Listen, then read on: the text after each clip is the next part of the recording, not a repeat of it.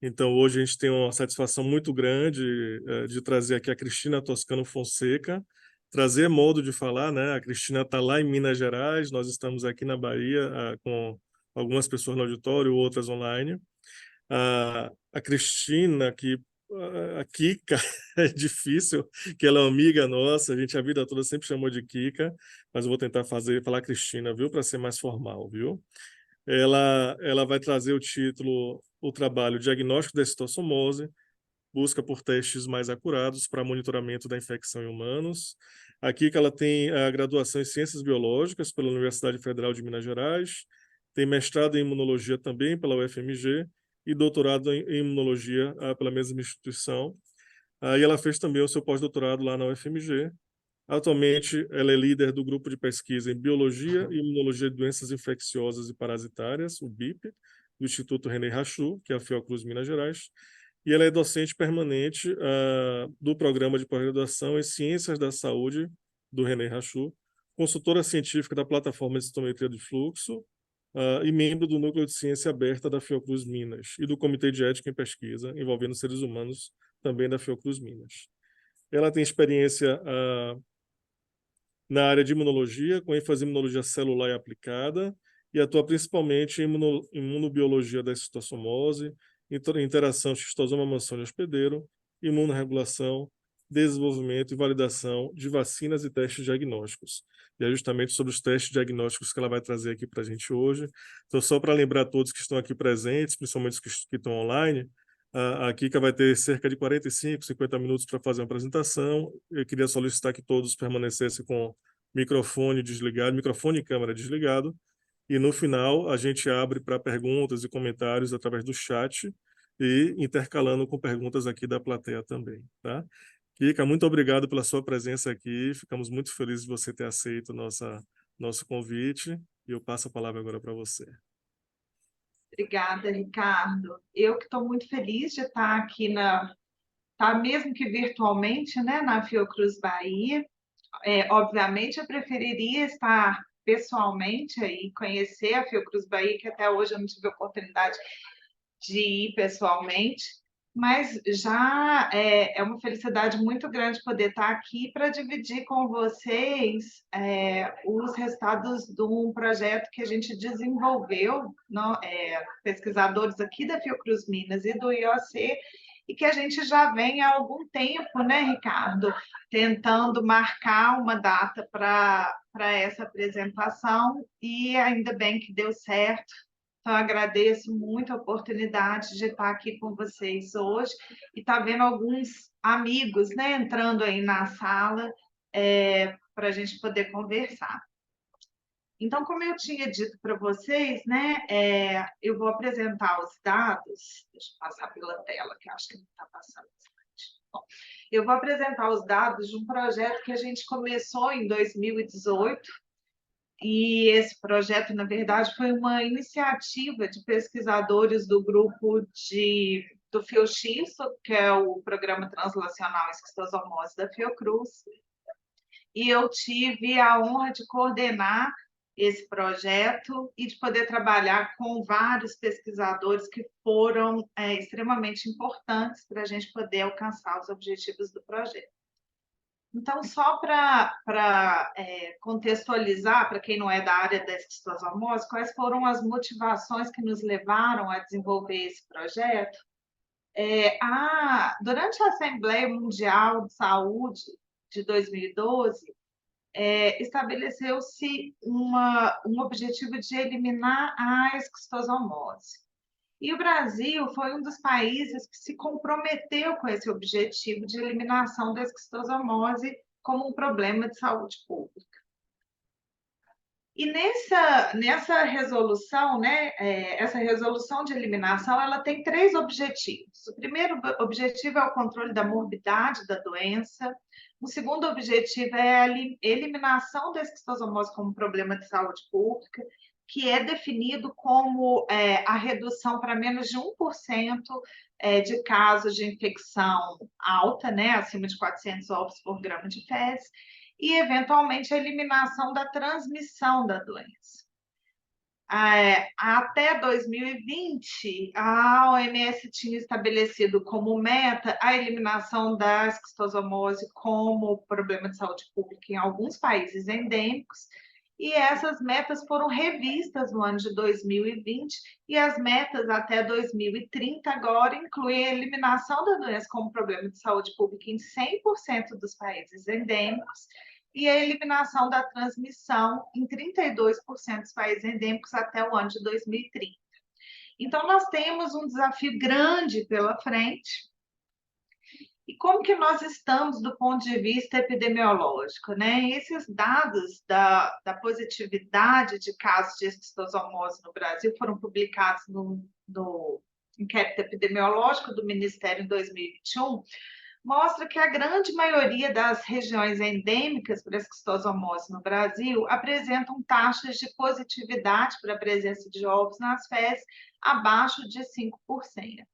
A gente tem também algumas regiões endêmicas que apresentam taxa de positividade variando de 5% a 25%, e poucas regiões com taxa de positividade acima de 25% para a presença de ovos nas fezes.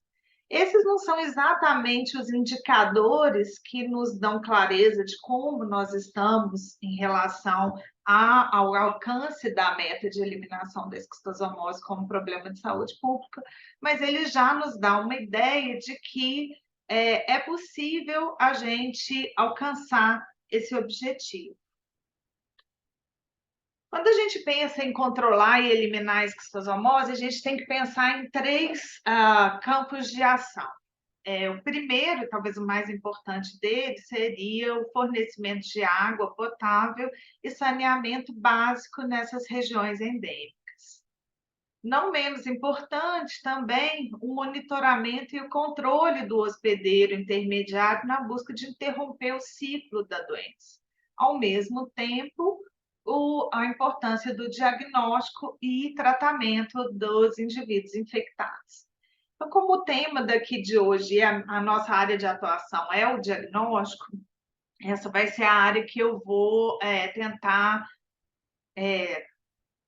focar e dividir com vocês nossos resultados. Quando a gente pensa em diagnóstico para a esquistossomose, a gente tem que ter em mente que não existe um teste de diagnóstico que vai ser ideal para todas as condições e estágios que as áreas endêmicas se encontram. Lembrando que a gente está pensando em diagnóstico não do ponto de vista individual, mas do ponto de vista da população, para busca ativa de casos e para direcionar as ações de controle. Então, quando a gente pensa numa área que está numa fase de pré-controle, vocês estão vendo meu pointer? Deixa eu ver se eu coloco meu. Vou apontar, vai ficar mais fácil. Quando a gente pensa, então, numa área de pré-controle, um diagnóstico com sensibilidade, especificidade boa já seria suficiente para fornecer dados sobre a situação daquela área endêmica para nortear as ações de controle.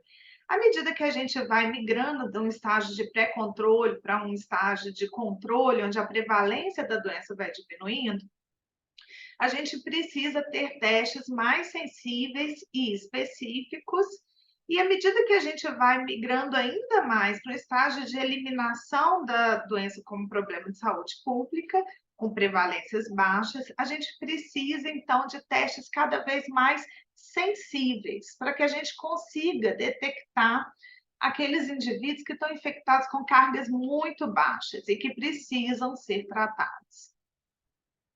No momento de interrupção da transmissão e no monitoramento pós-transmissão, tanto sensibilidade como especificidade elevada passa a ter uma importância grande, porque vai ser o resultado do teste que vai, inclusive, nortear o momento de diminuir as ações de controle para poder fazer um gasto efetivo do dinheiro investido na saúde. O problema em relação ao diagnóstico é que tanto a Organização Mundial da Saúde quanto o Ministério da Saúde recomendam o uso e utilizam no programa de controle o teste parasitológico de CAP-CAPS. Imagino que muitos devem conhecer, mas esse é um teste que detecta a presença de ovos do parasita nas fezes de indivíduos infectados. É um teste muito simples e barato, é o maior limitante em relação à realização do teste é a necessidade de você ter um microscopista experiente para fazer a leitura das lâminas e o tempo que se gasta para poder analisar um número grande de lâminas de vários indivíduos moradores de uma área endêmica. Mas mais do que isso, a literatura tem mostrado há alguns anos que, devido à mudança no perfil epidemiológico da esquistossomose no Brasil, com indivíduos infectados cada vez com cargas mais baixas do parasito, o teste de CAT-CATS tem falhado bastante na detecção dessa população. Então, alguns estudos, esse é um estudo até do grupo do professor Carlos Graep, estou vendo que ele está aí na plateia, mostram que em área de baixa endemicidade, onde os indivíduos apresentam uma intensidade baixa de infecção, o teste de CAT-CATS, ele detecta a cada 10 pessoas infectadas, apenas 3. Então, a gente está perdendo a chance de fornecer tratamento para quem precisa nessas áreas. Então, por causa desse desafio, né, devido a essa motivação, a gente resolveu avaliar diferentes testes de diagnósticos alternativos para identificar o parasito ou resposta contra o parasito como uma forma de diagnosticar a infecção. E aí, dentro desses métodos alternativos, a gente está focando especificamente em métodos não parasitológicos, a gente tem algumas opções de testes. A gente tem testes que detectam antígenos no parasito em amostras biológicas. Nesse contexto, a gente tem, inclusive, um teste comercial, que deixou de ser fabricado no Brasil, mas ainda é fabricado na África, que é um teste de imunocromatografia para a detecção de antígeno catódico circulante. Um outro teste desenvolvido por pesquisadores da Holanda para a detecção de antígeno anódico circulante. Do ponto de vista dos testes sorológicos, a gente tem uma gama de testes baseados em ELISA para detecção de anticorpos contra antígenos do parasita e os testes de imunofluorescência indireta. Já no campo dos testes moleculares, para detecção do DNA do parasito, a gente tem os testes baseados em PCR, PCR convencional, PCR ELISA, que foi desenvolvido pelo grupo da Ana Rabelo, qPCR, junto com o Edivar, que também foi desenvolvido por esse grupo, PCR multiplex, o LAMP e o RPA, que são testes de amplificação isotérmica. Então, diante dessa gama de possibilidades, né, esses pesquisadores que vocês estão vendo aqui, eles se reuniram para a gente poder desenhar um projeto que a gente pudesse avaliar nas amostras, diferentes amostras biológicas de um mesmo indivíduo, essas metodologias alternativas de diagnóstico, buscando nortear a decisão de mudança de uso de teste para busca ativa de casos. Então, a gente teve esse projeto aprovado pelo Comitê de Ética. Nosso objetivo principal era determinar a acurácia desses testes, a sensibilidade, especificidade, valor preditivo positivo, negativo, razão de verossimilhança positiva e negativa, e também o custo e o custo-benefício. Só para vocês entenderem um pouco como que foi a dinâmica do nosso teste, do nosso projeto, a gente então analisava em diferentes amostras biológicas dos participantes, a gente coletou fezes, urina e sangue, os testes, os 11 testes que a gente estava avaliando. Então, nas fezes, a gente realizou o CAT-CATS, e aí foram 2 lâminas de CAT-CATS, e também realizamos os testes moleculares, PCR ELISA, o PCR quantitativo, PCR em tempo real, e o LAMP, que é um teste de amplificação isotérmica mediado por loop. Nas amostras de urina, a gente analisou o POC-CCA, né, o teste comercial para detecção de antígeno católico circulante, PCR convencional, o PCR quantitativo e também o LAMP. E já nas amostras de soro, a gente avaliou o desempenho de 2 testes in-house, um para detecção de anticorpos IgG contra um epítopo de uma proteína do parasito e um teste de ELISA para detecção de anticorpos contra uma proteína recombinante do parasito, que a gente denominou de PPE. E também utilizamos o teste comercial de ELISA, produzido pela Euroimune, que detecta anticorpos IgG contra antígenos do ovo do parasita. E aí, para poder avaliar essas metodologias, a gente foi para campo, para uma área endêmica de esquistosomose em Minas Gerais, na cidade de Malacaxeta.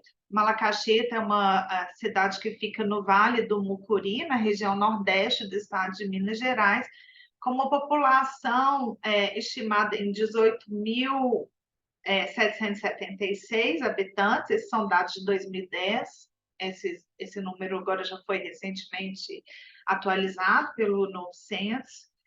E o grupo de pesquisa, especificamente Teresa Favre, Cristiano Massari e a Lilian Beck, já tinha um histórico de estudo nessa área endêmica. E os dados mostravam resultados de positividade para a esquistosomose elevados. Então, de 2010 a 2012, foi observada uma taxa de positividade de 21,3%. Em 2013, o inquérito em crianças em idade escolar estimou uma positividade de 24,3%.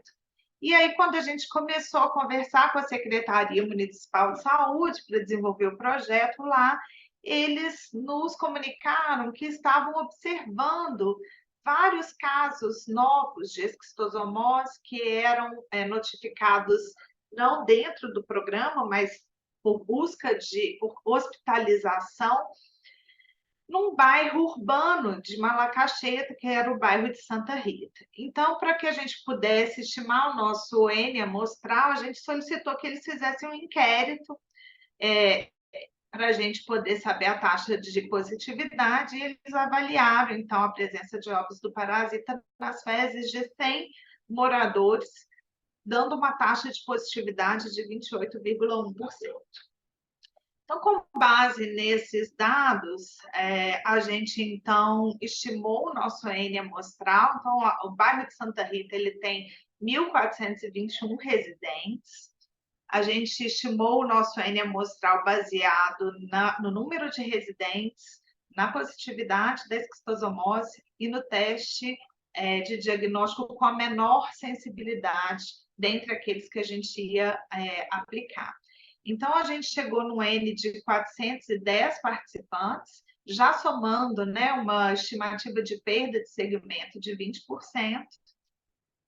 Fomos para Malacaxeta, no Centro de Saúde de Santa Rita, recrutamos 410 participantes, mas entre esses 410 a gente teve 2 falhas de recrutamento, uma delas porque o participante tinha recebido o tratamento há menos de 12 meses, e esse era um critério de exclusão, e um outro porque ele não concordou em ceder uma das amostras biológicas, que também era um critério de exclusão, porque a gente precisava das 3 amostras biológicas para poder fazer a nossa análise. Depois, durante a etapa de aplicação do questionário e coleta da amostra, a gente ainda teve 8 perdas de segmento, 5 deles porque não entregaram as amostras de sangue, 2 porque não entregaram as amostras de fezes e 1 porque não entregou a amostra de urina. Então, o nosso estudo contou com 400 participantes, uma perda de segmento de 2,44%. Então, a gente estava com o nosso poder, né, do nosso estudo acima de 80%, que foi o valor calculado, utilizado no cálculo amostral. Então, esses participantes entregaram as 3 amostras biológicas para que a gente pudesse realizar os testes de diagnóstico.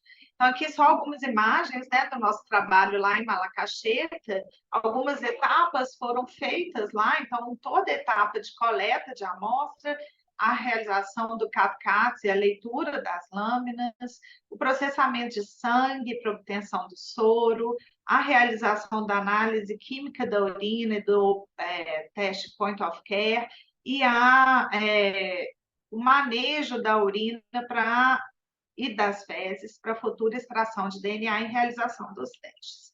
Então, depois, com as amostras coletadas e pré-processadas, a gente encaminhou essas amostras aqui para o René Rachou e o restante do projeto foi desenvolvido nos laboratórios aqui do centro. Só para vocês entenderem, então, o fluxo por amostra biológica, né? Nas amostras de fezes, a gente fazia a preparação das 2 lâminas de CAT-CATS e já partia para a análise dos dados, e a gente também separava dessas amostras de fezes 500 miligramas de fezes, usando um dispositivo que a gente apelidou de CATão, que foi desenvolvido em parceria com a plataforma de impressão 3D aqui do René Rachou. Foi impresso em material degradável, então até em termos de contaminação do meio ambiente, a gente foi bem responsável, né? E essa amostra já separada, então ela era congelada para posterior extração de DNA e realização do LAMP, PCR-ELISA e qPCR. Aqui, só para vocês verem os resultados que a gente teve, quando a gente realizou o CAT-CATS, dos 400 participantes analisados, só 22 deles, que correspondem a 5,5%, foram positivos para a presença de ovos nas fezes. A gente teve 6 participantes, onde a gente identificou nas fezes a presença de ovos de Ascaris lumbricoides, e um deles com presença de ovos de ancilostomide. Então, os participantes que tiveram resultado positivo para presença de ovos do xistosoma foram tratados com praziquantel, e os demais participantes tratados com albendazol, os demais infectados para outros eumintes. E a gente não observou co-infecção na nossa população de estudo. E é importante observar que, dentro desses 22 participantes, a grande parte deles apresentavam infecções leves, então, com menos de 100 ovos por grama de fezes. Em relação aos testes moleculares realizados na urina, o teste de amplificação exotérmica mediada por LUP, o LAMP, foi realizado seguindo um protocolo que havia sido publicado por Fernando Souto e que a gente adaptou no laboratório para poder melhorar a especificidade do teste. Ele tem como alvo uma região mini-satélite mitocondrial, e os nossos resultados mostraram uma taxa de positividade de 30,75%, bem superior ao observado no CAT-CATS. No caso do teste de qPCR, né, de PCR quantitativo, ele seguiu o protocolo descrito por Siqueira e colaboradores. Como alvo é uma região repetitiva, então, de DNA parasita, conhecido como SM1A7, e foi uma positividade de 16,5%. No PCR-ELISA, a gente usou o protocolo descrito por Gomes e colaboradores, que também tinha o mesmo alvo da qPCR, onde a gente observou uma taxa de positividade de 18,5%. Quando a gente avalia a concordância entre esses testes, a gente observa que apenas 13 participantes obtiveram resultado positivo para os 4 testes utilizados. E a única concordância que a gente conseguiu observar foi entre os resultados do PCR-ELISA e do qPCR, que utilizam o mesmo alvo, né? Amplificam o mesmo alvo. Quando a gente passa para a análise da amostra da urina, o fluxo, a gente recebia de 35 a 50 ml da urina do participante. A primeira etapa de análise era uma análise química da urina. Depois dessa análise química da urina, 2 gotas eram utilizadas para a realização do teste rápido para detecção de antígeno catódico circulante, e o restante da urina era filtrado e esse filtro era seco, e para depois, posteriormente, armazenar, para posteriormente a gente extrair o DNA que ficava retido no filtro. Esse DNA extraído, então, foi utilizado como molde nos testes de LAMP, PCR convencional e qPCR. Em relação à análise química da urina, nós observamos em 10% dos participantes a presença de hemoglobina na urina, em 9% a presença de proteínas e leucócitos, em 5% a presença de nitrito, 49,75% dos participantes apresentavam pH da urina dentro das faixas de referência,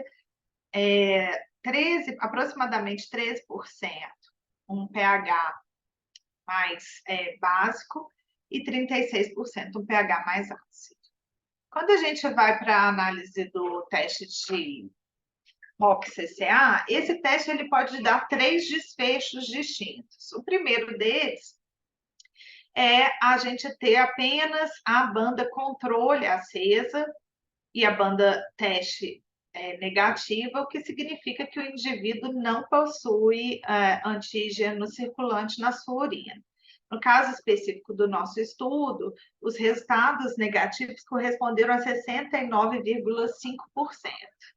Mas os demais desfechos, o clássico seria, né, o esperado seria você ter para um indivíduo positivo, tanto a banda controle quanto a banda teste acesa, indicando a presença desse antígeno na urina, mas a gente observa em grande parte da população um resultado como esse, a banda controle e um traço dentro da banda teste, e esse resultado é conhecido como traço. Ele foi muito frequente na nossa população, então 22,25% dos indivíduos apresentaram resultado traço, 8,25% resultado positivo, mas a bula do fabricante indica que o resultado traço tem que ser considerado como positivo, apesar de haver controvérsia na literatura. Então, levando em consideração as recomendações do fabricante, a gente teve uma positividade para o POC-CCA de 30,5% dentro da nossa população de estudo. E a gente fez uma análise para ver se haveria alguma associação entre os resultados da análise química da urina e o desfecho do teste de POC-CCA, e a única associação que a gente encontrou foi uma associação negativa entre a presença da proteína e o resultado do POC-CCA. Em relação à realização dos testes moleculares, a gente utilizou o mesmo protocolo que a gente tinha utilizado nas amostras de fezes, e o que a gente observou foi uma positividade de 22,25% no teste de LAMP na urina, para o qPCR, uma positividade de 5,25%, PCR convencional de 6%. E quando a gente avalia a concordância entre os resultados, apenas um participante teve resultado positivo para todos os testes realizados na urina. Mais uma vez, a gente só observa concordância entre o PCR e o qPCR, que são testes baseados em PCR que têm como alvo a mesma sequência do DNA do parasita. Nas amostras de sangue, então, a gente obteve o soro, e esse soro foi utilizado nos ensaios de ELISA, né? Conforme eu havia dito, a gente utilizou um teste comercial, um teste in-house para detecção de um epítopo do parasita e um teste in-house para detecção de uma proteína recombinante do parasita. No caso dos testes sorológicos, a gente também tinha 3 possíveis desfechos. O soro poderia ser considerado reativo, não reativo e indeterminado. Esse resultado indeterminado, ele acontece quando a reatividade do soro fica muito próximo do ponto de corte, dentro de uma zona que pode corresponder à variação interteste. Nossa conduta, quando a gente observava esses resultados, era repetir esse ensaio, mais uma vez, com soros indeterminados, e o desfecho desse segundo do teste é que era considerado para as nossas análises. Em todos os casos, para todos os testes, a gente considerou os resultados indeterminados como negativos, porque o kit comercial recomendava isso e porque as nossas análises prévias para a padronização do teste também indicavam que esses resultados intermediários, sendo considerados negativos, a chance de acerto era muito maior. Em relação à concordância entre os testes, a gente só observou concordância nos resultados dos ELISAs in-house para detecção do epítopo e da proteína recombinante. Bom, resumindo, então, esses achados de positividade, a gente vê claramente que é uma variação muito grande entre as taxas de positividade quando a gente compara os 11 testes utilizados. E aí eu queria chamar a atenção aqui para a taxa de positividade do CAT-CATS, que é de 5,5%. Quando a gente observa na literatura, né, agora isso está mudando um pouco, mas a maioria dos estudos utiliza o teste de CAT-CATS como padrão ouro para determinar as medidas de acurácia do teste em avaliação. E isso leva a um problema grave, né? Porque se você está trabalhando com teste que você sabe que tem uma sensibilidade baixa para uma população que apresenta intensidade de infecção baixa, você está sacrificando o resultado dos testes em avaliação, porque o CATO vai considerar como infectado um número muito inferior do que ele deveria considerar, e aí você tem problemas graves em relação à especificidade do teste em avaliação. Além disso, também a própria sensibilidade pode estar superestimada, porque você vai estar trabalhando com um teste que já tem uma sensibilidade baixa. Então, diante desse problema, a gente teve que definir como que a gente iria caracterizar a nossa população de estudo entre infectada e não infectada, que a gente chama de caso e não caso. E aí, avaliando, né, a literatura, estudando um pouco, a gente chegou à conclusão que a melhor estratégia que a gente poderia utilizar nesse caso seria uma análise de classe latente. Essa análise de classe latente, ela é bastante utilizada quando a gente não tem um teste de referência bom, e o que ela faz é avaliar a combinação do resultado de todos os testes avaliados para poder estimar a probabilidade de um indivíduo ter ou não ter a infecção. Então, no nosso caso, no nosso modelo de classe latente, a gente teve 139 combinações possíveis de resultados entre os 11 testes avaliados. E só para deixar um pouco mais claro para vocês, assim, quando o participante ele tinha desfecho negativo, né, resultado negativo para todos os 11 testes avaliados, ele tinha 100% de chance de ser alocado no grupo caso, e quando ele tinha teste negativo para todos, resultado negativo para todos os testes, ele tinha 100% de chance de ser alocado no grupo não caso, e quando ele tinha resultado positivo para todos os testes, ele tinha 100% de chance de ser alocado no grupo caso. E aí, avaliando o nosso modelo, a gente estabeleceu que a gente iria incluir no grupo caso aqueles indivíduos cuja probabilidade de estar infectado era superior a 80%. Então, isso levou, então, à inclusão no grupo caso de 47 participantes e no grupo não caso, 353 participantes, o que levou a uma prevalência estimada pela uma análise de classe latente de 12%, contra uma prevalência de 5,5% do CAT-CATS. E aí, com posse dessa classificação, né, e ela foi feita só para ilustrar, a gente foi fazendo todos os testes separadamente, de forma cega, carregando os resultados no banco de dados, e só ao final do estudo a gente abriu o banco de dados para poder fazer o nosso modelo de classe latente.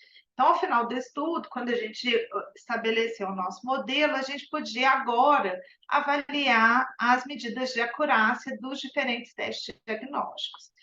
E a gente usou um pacote app no R, que nos dava todos esses valores de acurácia: sensibilidade, especificidade, valor preditivo positivo e negativo, razão de verossimilhança positiva e negativa e acurácia.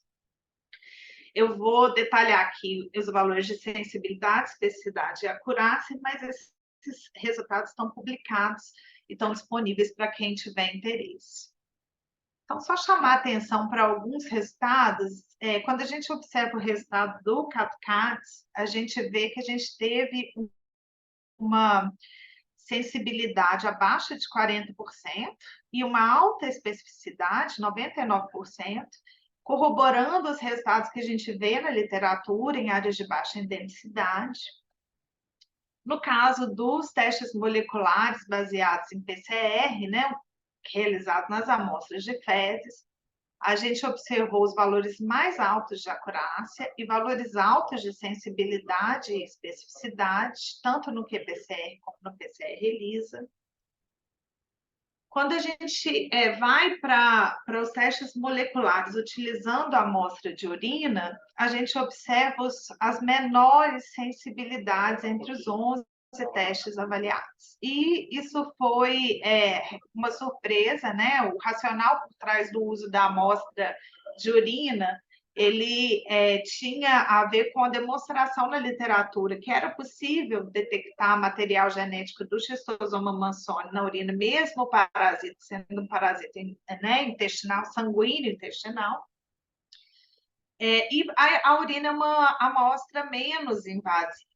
Então, a gente realizou alguns ensaios de validação dos protocolos que estavam descritos na literatura, laboratorialmente. Os resultados foram bem satisfatórios, mas quando a gente foi para campo, a gente observou os menores índices de sensibilidade. Então, a gente precisa ainda melhorar a nossa estratégia de diagnóstico utilizando amostras de urina. E quando a gente vai para o sorológico, a gente vê que o kit de ELISA comercial foi aquele que apresentou maior sensibilidade entre os 11 testes avaliados, apesar da gente ter um comprometimento em relação à especificidade do teste. A gente também fez uma estimativa de custo desses 11 testes avaliados, e aí eu só queria chamar a atenção que essa estimativa de custo, ela não leva em consideração os custos de equipamento, de recursos humanos, e no caso dos testes moleculares, também não incluiu os custos de extração de DNA. E aí a gente observa aqui que o CAT-CATS é o teste que tem menor custo, 0,97 centavos de dólar. O teste point of care para detecção de antígeno católico circulante foi o que teve maior custo, 7,14 dólares. Os testes baseados na amplificação isotérmica mediada por LAMP, também obtiveram valores mais baixos, semelhantes aos valores observados nos testes de ELISA. Já os testes moleculares por qPCR e PCR-ELISA tiveram um valor, um custo intermediário. E aí, depois que a gente tinha feito todas essas análises, a gente resolveu testar uma hipótese, né, uma ideia e uma recomendação do Guia de Recomendação da OMS, que foi publicado agora em 2022, de que, como a gente não tem um teste com as características necessárias para diagnosticar com acurácia a esquistosomose, a gente deveria, então, usar uma estratégia de diagnóstico em 2 etapas. Então, baseado nos nossos resultados, a gente estabeleceu 3 estratégias de diagnóstico em 2 etapas. A primeira etapa, sempre baseado na triagem sorológica, utilizando o kit comercial de ELISA, que foi o kit que deu maior sensibilidade. Aqueles resultados negativos já seriam considerados indivíduos não infectados, e os casos positivos, por causa da limitação de especificidade do teste, seguiriam para uma segunda etapa de confirmação, que era baseado na utilização dos testes moleculares. E aí a gente testou, na segunda etapa, a utilização do qPCR nas fezes, do LAMP nas fezes e do PCR-ELISA. E os resultados foram bastante interessantes. Aqui, especificamente nessa primeira estratégia, onde a gente tem a triagem sorológica seguida da realização do qPCR, a gente observou, em relação ao uso do qPCR individualmente, um aumento na especificidade e na acurácia da estratégia diagnóstica, com uma redução no custo dessa estratégia de diagnóstico. Quando a gente vai para a segunda estratégia, no qual a confirmação é feita pelo LAMP, a gente observou um aumento significativo na especificidade do teste e na acurácia do teste, mas com um aumento no custo. Em relação ao PCR-ELISA, a gente observa um aumento de especificidade e de acurácia e sem grandes diferenças em relação ao custo do teste, da estratégia de diagnóstico. E essa questão do custo ela é muito importante, porque toda vez que a gente pensa em diagnóstico para esquistossomose, né, a gente ouve todo mundo falar, tem que ser um diagnóstico barato, tem que ser barato.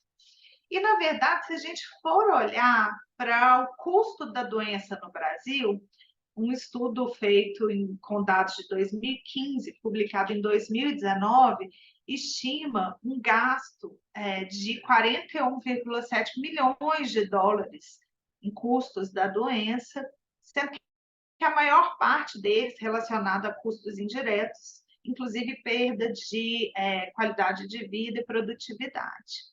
Se isso for atualizar para 2022, isso dá 53,1 milhão de dólares de custos associados à esquistossomose.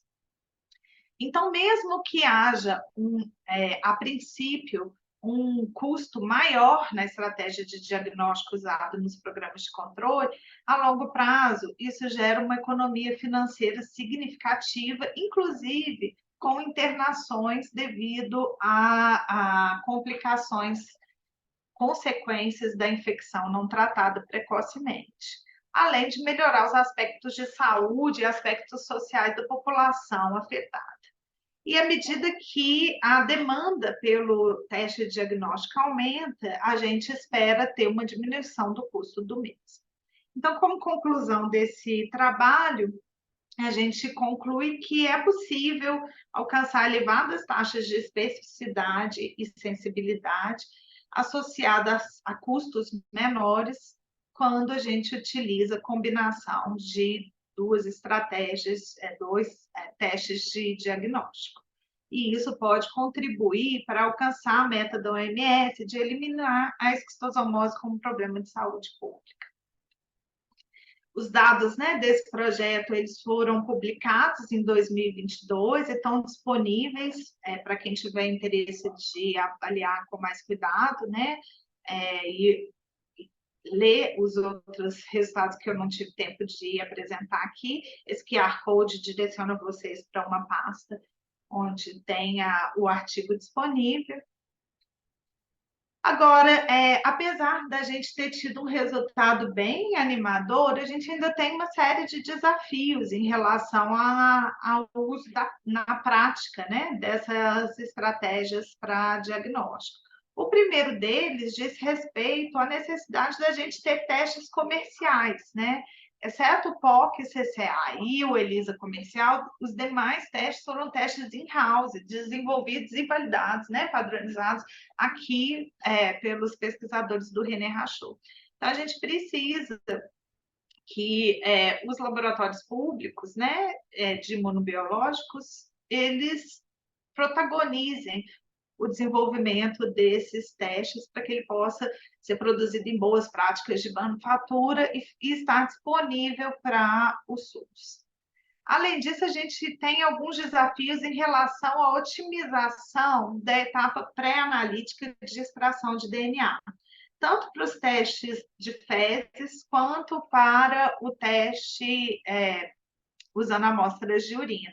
Então, a gente precisa baratear, simplificar essa etapa. A gente precisa otimizar o enriquecimento de DNA livre de célula, que é o detectado nas amostras de urina, porque a urina é uma amostra não invasiva, seria muito mais simples para a coleta e para o programa de controle. E avaliar a efetividade dessa estratégia de testagem em 2 etapas e tratamento desses indivíduos na redução dos indicadores da esquistossomose.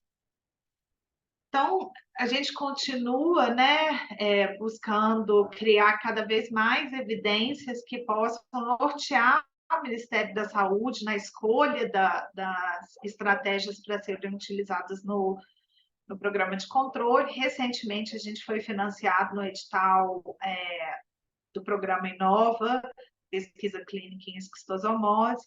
A gente está evoluindo nesse estudo, avaliando esses testes numa área endêmica com perfil epidemiológico distinto da área inicial. Estamos trabalhando na otimização dessas etapas pré-analíticas. Estamos tentando, junto com biomanguinhos, que eles produzam testes comerciais para que a gente possa validar laboratorialmente, que eles estejam disponíveis. Paralelamente, a gente está validando os testes de ELISA, que estão disponíveis, foram aprovados na Anvisa, em áreas endêmicas, para detecção de infecção em áreas endêmicas, que é um intent for use que não está descrito na bula, e avaliar também qual seria esse impacto da mudança na estratégia de diagnóstico em relação aos indicadores da infecção. Então, antes de terminar, eu gostaria só de agradecer a equipe desse projeto, né? Como eu disse, esse é um projeto de vários pesquisadores. Então, no grupo que eu lidero, a doutora Rosiane Pereira, Gardene Carvalho, a mestre Gabriela Oliveira, Larissa Lacerda, no Unesp, a doutora Tainana Simões, nossa estatística. No grupo de Omitologia e Malacologia Médica do IRR, doutora Roberta Caldeira, doutora Marina Mourão, doutora Silvia Gonçalves Mesquita, quem eu agradeço também por me ceder os slides para essa apresentação, doutor Cristiano Lara Massaro, Omar Carvalho, Flora Gabriela. No grupo de Genômica Funcional de Parasitos, doutor Edivar Oliveira e o Matheus Almeida. No IOC, doutora Tereza Favre e Lilian Beck. E eu gostaria também de agradecer muito ao Ricardo e ao grupo do Ricardo pela parceria, né? Como eu disse, a gente está avaliando agora esses testes numa área com perfil epidemiológico distinto, e essa área é uma área que o Ricardo trabalha já há alguns anos no município de Conde. A gente já fez a coleta das amostras, então agradeço demais, Ricardo, pela parceria, todos do grupo, especialmente Ronald, Bruno e Keila, que foram muito importantes para a coleta das amostras. E eu não poderia deixar de agradecer, né, os participantes do estudo, a Secretaria de Educação e de Saúde do município de Malacaxeta, a Secretaria de Saúde do Estado de Minas Gerais, a plataforma de impressão 3D do IRR, a plataforma de pesquisa clínica da Fiocruz e as agências de fomento. Estou à disposição, obrigada a todos pela paciência de me escutar e estou à disposição para que a gente possa discutir um pouco sobre o assunto. Obrigada.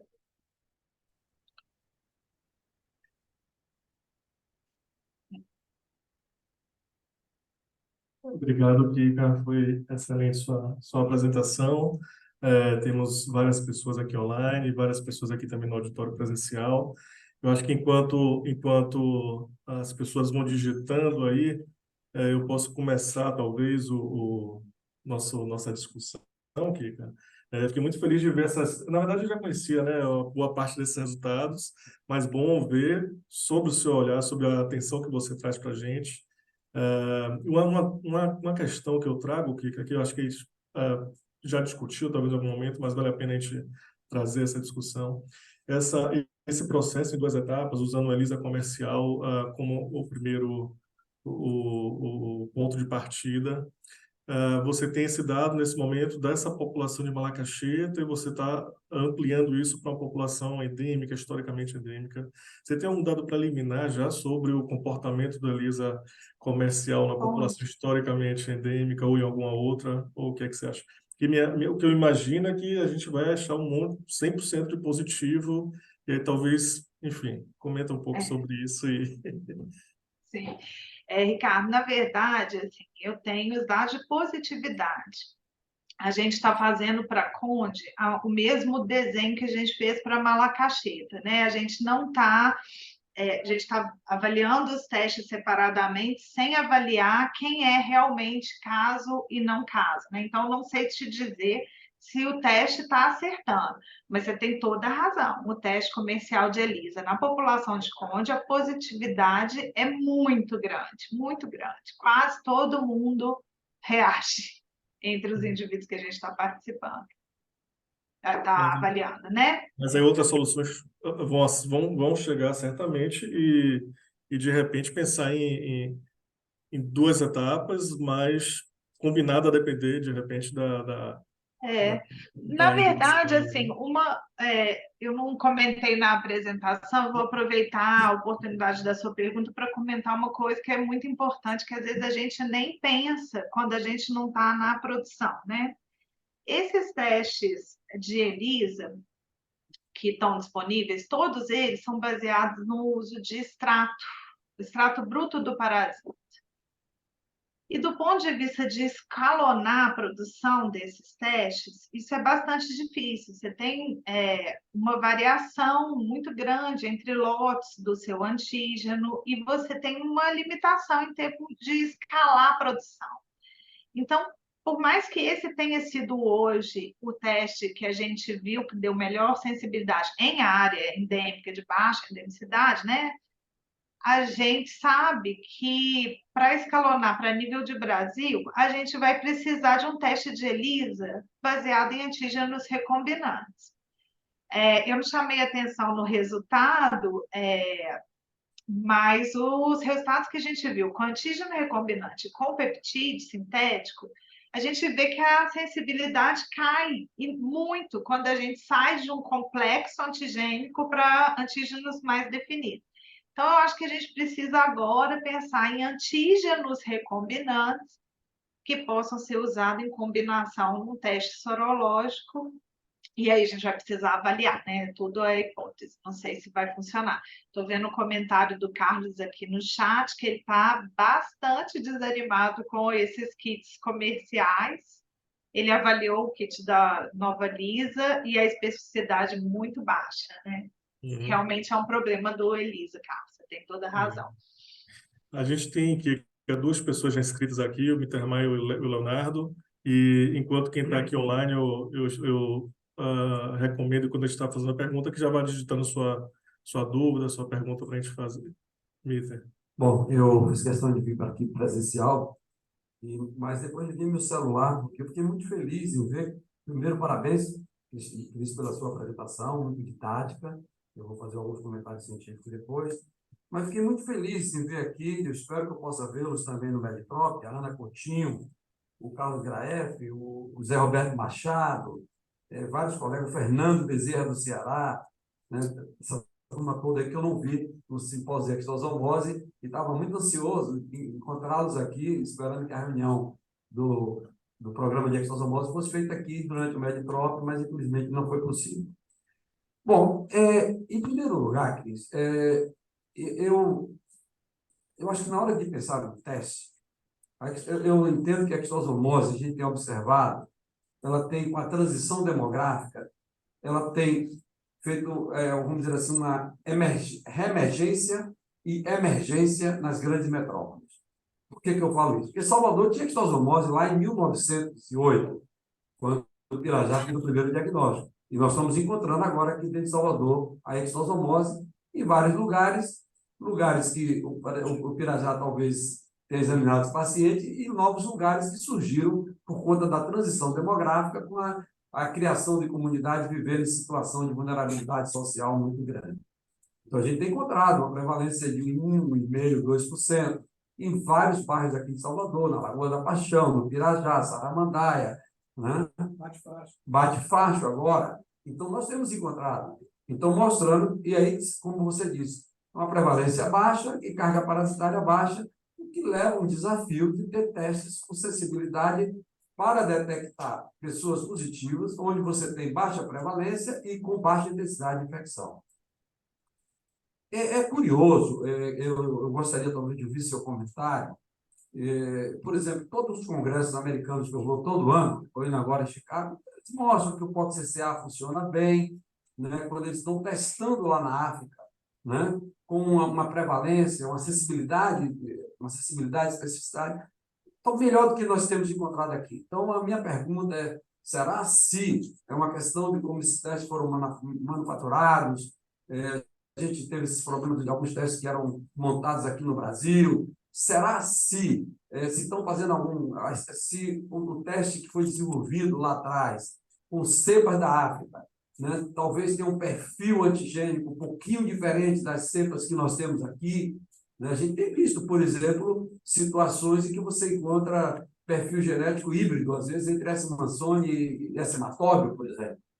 Então, esse é um comentário. E eu não tenho dúvida, né, pela minha experiência, vivência, trabalhando aqui desde 1984, 1982, né, com a etidosomose, e que a melhor coisa é você ter um teste no campo lá, ter um teste em qualquer lugar, aqui em Salvador, no bairro periférico, né, que a gente possa fazer na hora, como foi feito agora o exemplo do teste de Covid, claro, com um preço razoável.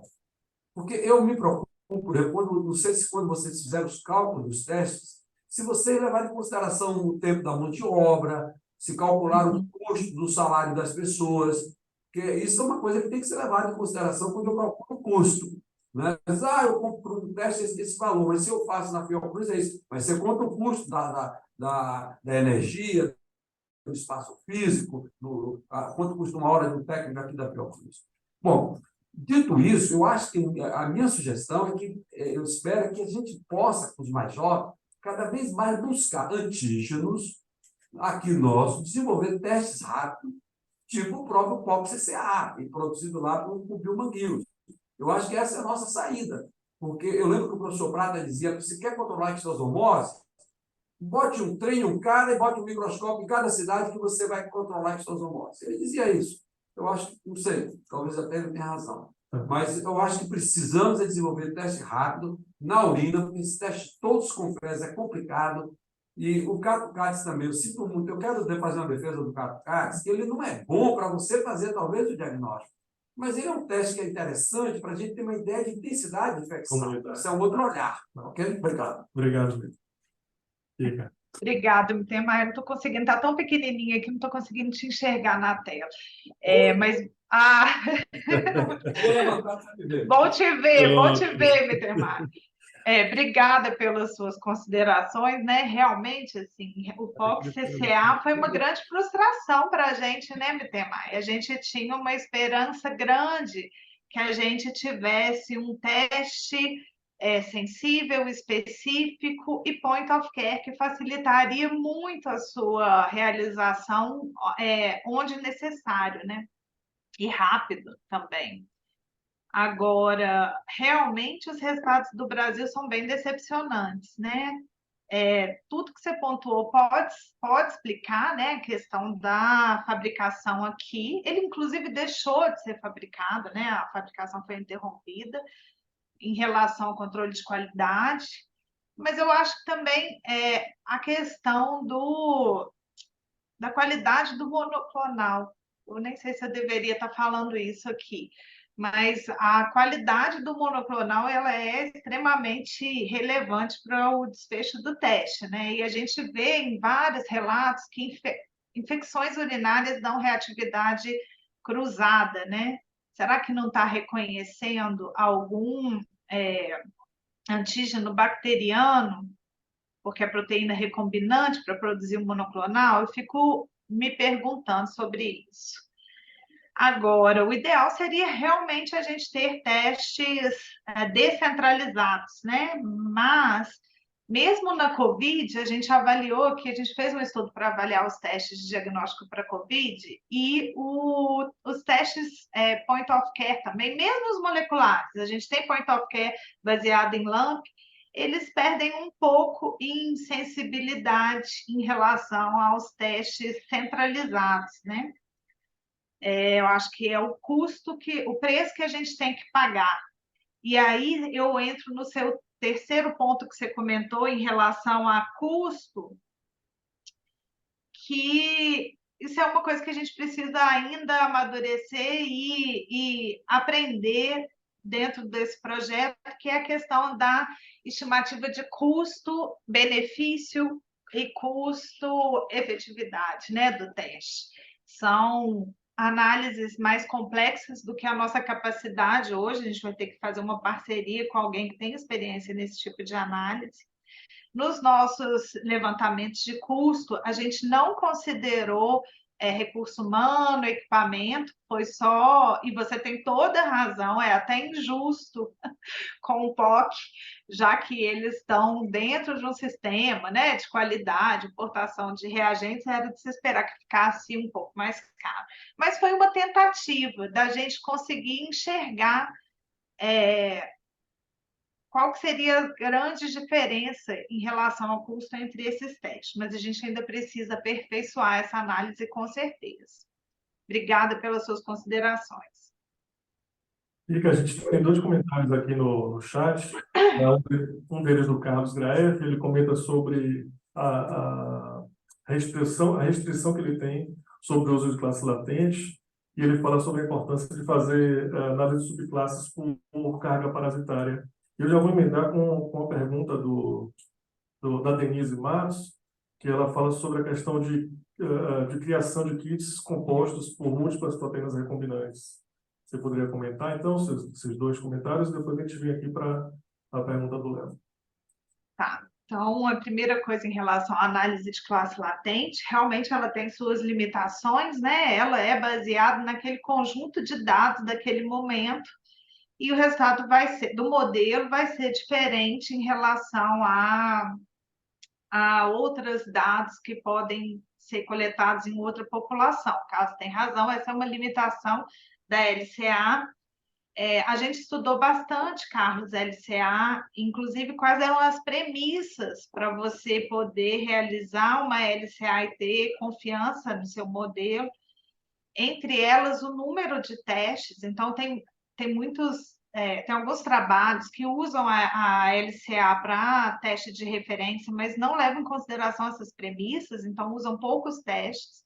No nosso caso, a gente pôde usar ela com uma certa confiança pelo número de testes que a gente avaliou. Então, o mínimo são 9, a gente tinha 11 testes, mas ela tem sua limitação, sim. E o ideal seria a gente rever e tentar pensar em estratégias de referência, talvez por teste composto, né? Vários testes para chegar na definição de caso e não caso. A análise por subclasse é super importante, a gente só não tem N amostral suficiente para poder realizar essa análise, porque a gente teve só 22 casos positivos para cato, então qualquer análise que a gente tentasse fazer não ia ter muita relevância, né? Eu não teria um poder, não seria robusta, né? Em relação à pergunta da Denise de usar múltiplas proteínas recombinantes, Denise, eu acho que o caminho é esse, né? O caminho é usar múltiplas proteínas recombinantes. Quando a gente passou a gente saiu de estratos, né, complexos antigênicos para antígenos individuais, a ideia era diminuir as reatividades cruzadas, mas aí a gente sacrifica a sensibilidade, e aí eu acho que nesse momento a sensibilidade, pelo menos para um teste de primeira etapa, acaba sendo mais importante do que a especificidade. Então, para os testes sorológicos, acho que é isso. O uso de microesferas magnéticas é interessante, você aumenta a área de adsorção, e aí com isso você pode aumentar ainda mais a sensibilidade, mas a gente não testou, tá? A gente não testou isso com múltiplas proteínas. A doutora Rosiane tentou um ensaio com microesferas, usando a PPE, e em breve ela deve publicar esses dados, vai estar disponível, mas não com várias proteínas absorvidas na microesfera. Eu espero ter respondido a todos. Qualquer coisa, vocês me falam. Não, eu acho que respondeu. Eu devo fazer um papel chato aqui, viu, Kika, de colocar a gente na linha aqui. A gente já passou um pouquinho do tempo, mas temos o Léo, que já estava inscrito, e online tem o Fernando que levantou a mão. O Rodrigo acho que vai conseguir também abrir o microfone dele. Então, eu vou pedir, se você concordar, aqui, que a gente faz o comentário do Léo, o comentário do Fernando e encerra com você. Pode ser? Pode ser. Vou anotar, porque minha memória... Ótimo. Se quiserem, eles também ajudam. Obrigado, Ricardo. Obrigado, Ricardo, pela aula, né? Eu não sou propriamente uma pessoa muito envolvida com diagnóstico, então talvez eu faça uma pergunta um pouco naiva, talvez, mas, enfim, foi excelente, assim, para eu entender o desenho do estudo. Já tinha lido o artigo, mas outra coisa é ver a apresentação dos dados com essa análise crítica, né? Então, meu primeiro comentário seria em relação à detecção de antígenos, né? Se o foco não deveria ser... eu sei que o caminho talvez seja mais longo, mas talvez ele seja mais definitivo. E a gente melhorar o POC, por exemplo, se você tivesse vários anticorpos monoclonais sendo capazes de detectar diferentes alvos que estão circulando, se vocês chegaram a pensar nisso em algum momento, eu sei que a trajetória seria mais longa, mas teria talvez um ganho tanto de sensibilidade como de especificidade. E em relação à classe latente, então esse acho que seria meu principal comentário, assim, em relação à detecção de antígenos. E aí, em relação à classe latente, assim, eu também não entendo exatamente como foi feita a análise, acho que é um pouco complexa para mim, mas se não acabou sendo enviesada pela inclusão de vários blocos moleculares e poucos de detecção parasitológica. Não sei exatamente se você não tinha, acabou enviesando, porque você teve muitas análises moleculares de urina e de fezes, mas, enfim, acho que é mais um comentário, mas eu não sou mais expert para dizer isso. Então, mas assim, em relação, no mundo ideal, se a gente conseguisse melhorar o POC, acho que talvez não teriam, e detectar talvez no soro mesmo, né? Eu sei que a urina idealmente seria menos invasiva, etc. Mas o que você acha em relação a isso? Obrigado pela apresentação. Obrigada, Léo. Com o Fernando, que está online. Fernando, pode abrir seu microfone e sua câmera. Obrigado, Ricardo. Eu quero primeiro parabenizar a Kika pela apresentação, excelente, Kika. A gente precisa ter mais esses momentos, né, para a gente poder ampliar essas nossas discussões. E, assim, o que você coloca no final, sabe, Kika, essa questão de validação, essa questão de custos, eu acho que esse é um ponto que nós precisamos, sabe, como agentes que trabalhamos nessas doenças, sabe, começar a ter uma decisão, e essa decisão tem que ser verdadeira, não é uma decisão política, é uma decisão que envolve recursos, para a gente saber o que é que nós queremos fazer em termos de diagnóstico, né? Porque, olha, eu também acho que, eu concordo com o colega que falou aí há pouco, né? Eu não sei se, o ideal, como o Bitter disse, é ter um teste rápido, que consiga fazer aquele diagnóstico que seja preciso e imediato, né? Se nós não temos, e temos outras opções, vamos testar essas opções em mais amostragens, em áreas diferentes do país, se esses resultados são reprodutivos, e vamos começar a prová-los e começar a usar esses testes. Olha, eu tive uma oportunidade, quando eu estava lá na OMS, de ir à China e ver o programa deles de combate à estossomose. Lá na China, eles têm uma dezena de testes desenvolvidos por eles, nos laboratórios deles, que nós não estamos usando no resto do mundo e que eles usam para fazer diagnóstico lá 3x4 no país inteiro. Entende?